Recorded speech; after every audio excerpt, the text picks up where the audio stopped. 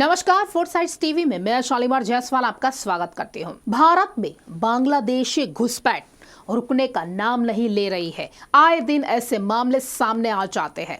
भारत बांग्लादेश की सीमा से अवैध धंधे करने वाले किसी न किसी तिकड़म से भारत में घुसपैठ कर लेते हैं। एनआईए ने घुसपैठ करने वाले एक रैकेट का भांडाफोड़ किया है।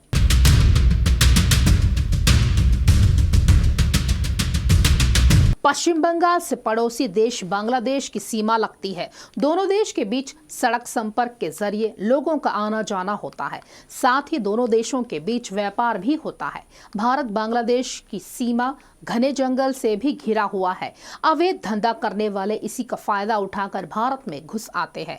अब जरा सोचिए, अवैध तरीके से भारत आने वाले बांग्लादेशी यदि टेंट सिटी ही बसा ले तो फिर क्या हो। एनआईए ने एक ऐसे ही रैकेट का भांडाफोड़ किया है। बांग्लादेश से भारत में घुसे, टेंट सिटी बसाकर बनाया काला साम्राज्य। राज खुला तो सब सन्न। एनआईए ने किया रैकेट का भंडाफोड़।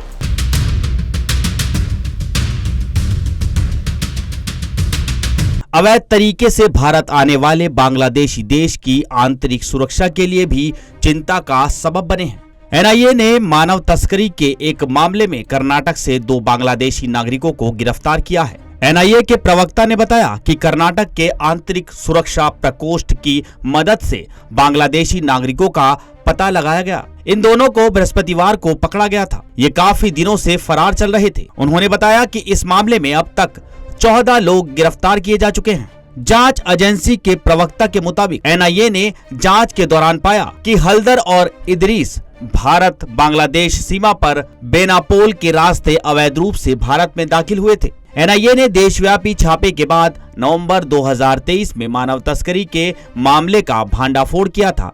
अधिकारी ने बताया कि हल्दर ने बेंगलुरु में रामामूर्ति नगर में कबाड़ संग्रहण एवं पृथक्करण इकाई लगाई थी और उसमें अन्य बांग्लादेशी नागरिकों को काम पर रखा था। उन्होंने बताया कि जांच से ये भी पता चला कि इदरीस ने भी बेंगलुरु के आनंदपुरा में कबाड़ संग्रहण और पृथक्करण इकाई लगाई थी, जहां उसने लीज पर जमीन ली थी और वहां 20 से ज्यादा बांग्लादेशी परिवारों के लिए टेंट लगाए थे।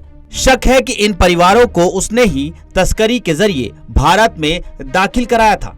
एनआईए ने इस बात की पक्की खबर मिलने के बाद 7 नवंबर को मामला दर्ज किया था कि कर्नाटक के कुछ व्यक्ति असम, त्रिपुरा और कुछ देशों में ऐसे लोगों के संपर्क में थे जो दूसरे देशों से लोगों को अवैध रूप से भारत भेजने में लगे हैं। एनआईए के मुताबिक जांच में उन तस्करों के नेटवर्क का खुलासा हुआ जो भारत बांग्लादेश सीमा के रास्ते लोगों को अवैध रूप से भारत पहुंचाने के धंधे में शामिल था।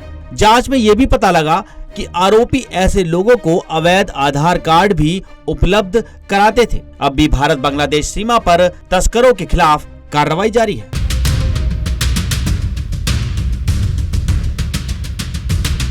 खास खबरों के लिए जुड़े रहिए हमसे, देखते रहिए फोर्साइट्स टीवी।